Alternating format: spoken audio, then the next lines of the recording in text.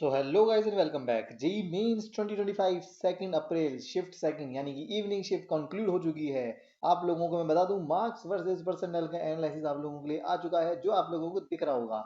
अब मैं आप लोगों को बता देता हूं कि कितने मार्क्स पे आप लोगों की कितनी पर्सनल बनने वाली है। तो भाई ध्यान से सुनिएगा।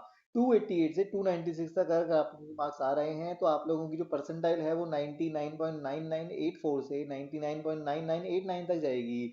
एज अपना जो पेपर था वो इजी से मॉडरेट था और मॉडरेट से हार्ड था। क्योंकि मैं ये बोल रहा हूँ रीज़न ये है कि कुछ आप लोगों के ऐसे सेक्शंस थे जो कि इजी से मॉडरेट थे और कुछ ऐसे सेक्शंस थे जो मॉडरेट से हार्ड थे।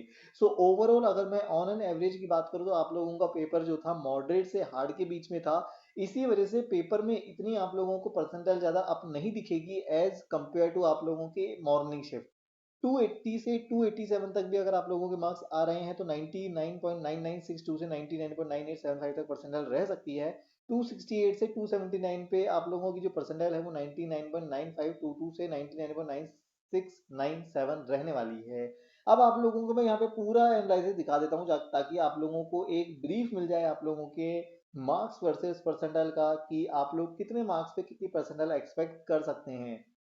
देखो बहुत सारे स्टूडेंट का मानना है कि पेपर जो था वो एज यूजुअल जनवरी अटेम्प्ट के अकॉर्डिंग ही आया था। कुछ क्वेश्चंस जो आप लोगों के थे पैराबोला के जो आप लोगों के सर्कल के थे मैथमेटिक्स में वो थोड़े लेंदी थे डेफिनेटली। फिजिक्स का पोर्शन आप लोगों के लिए थोड़ा सा इजी था जहाँ पे आप लोगों के थर्मोडाइनेमिक्स और आप लोगों के मॉडर्न फिजिक्स जैसे क्वेश्चन जो थे उनमें से रैंडमली पूछे जा रहे थे। तो स्टूडेंट्स जो थे वेल प्रिपेयर्ड थे रिगार्डिंग कि उनको पता था कि इस चैप्टर में से क्वेश्चन आने वाला है। मॉडर्न फिजिक्स में अच्छा क्वेश्चन पूछा गया था जो कि बहुत इजी था तो फ्री के नंबर मिलते हैं ऐसे।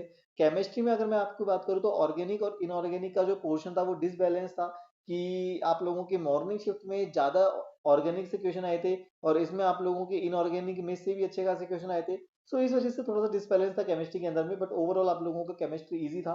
और देखो मैं आप लोगों को पूरा बता ही देता हूँ कि ओवरऑल आप लोगों का डिफिकल्टी लेवल किस तरीके का रहने वाला है। तो डिफिकल्टी लेवल जो आप लोगों का रहा है इस पेपर में वो कुछ इस तरीके से है। जहाँ पे फिजिक्स का जो पेपर था वो आप लोगों के लिए मॉडरेट था।